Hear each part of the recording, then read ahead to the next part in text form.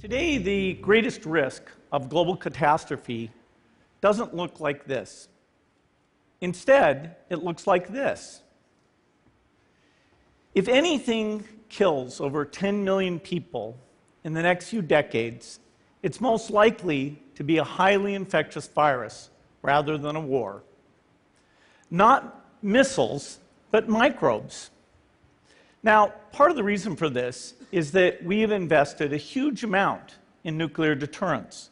But we've actually invested very little in a system to stop an epidemic.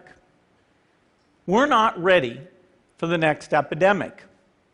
Next time, we might not be so lucky. You can have a virus where people feel well enough while they're infectious that they get on a plane or they go to a market. The source of the virus could be a natural epidemic like Ebola, or it could be bioterrorism. And so there are things that would literally make things 1,000 times worse. In fact, let's look at a model of a virus spread through the air like the Spanish flu back in 1918. So here's what would happen. It would spread throughout the world very, very quickly. And you can see there's over 30 million people die from that epidemic. So this is a serious problem. We should be concerned. But in fact, we can build a really good response system. We have the benefits of all the science and technology that we talk about here. We've got cell phones to get information from the public and get information out to them. We have satellite maps where we can see where people are and where they're moving. We have advances in biology that should dramatically change the turnaround time to look at a pathogen and be able to make drugs and vaccines that fit for that pathogen. So we can have tools, but those tools need to be put into an overall global health system, and we need preparedness. The best lessons, I think, on how to get prepared are, again, what we do for war. For soldiers, we have full-time waiting to go. We have reserves that can scale us up to large numbers. NATO has a mobile unit that can deploy very rapidly. NATO does a lot of war games to check, are people well-trained? Do they understand about fuel and logistics and the same radio frequencies? So they are absolutely ready to go. So those are the kinds of things we need to deal with an epidemic. What are the key pieces? First is we need strong health systems in poor countries. That's where mothers can give birth safely, kids can get all their vaccines, but also where we'll see the outbreak very early on. We need a medical reserve corps, lots of people who've got the training and background who are ready to go with the expertise.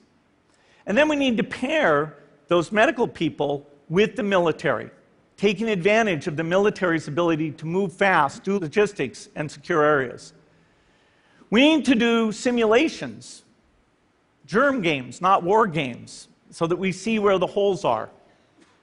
The last time a germ game was done in the United States was back in 2001, and it didn't go so well.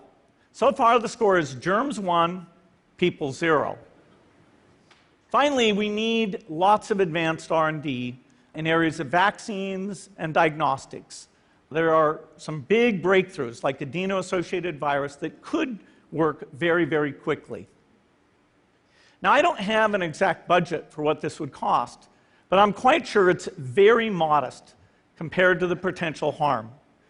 The World Bank estimates that if we have a worldwide flu epidemic, global wealth will go down by over $3 trillion, and we'd have millions and millions of deaths.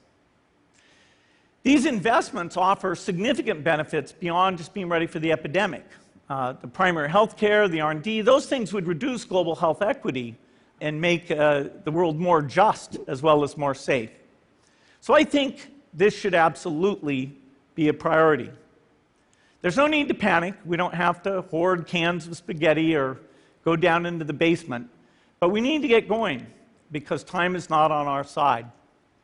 In fact, if there's one positive thing that can come out of the Ebola epidemic, it's that it can serve as an early warning, a wake-up call to get ready. If we start now, we can be ready for the next epidemic. Thank you.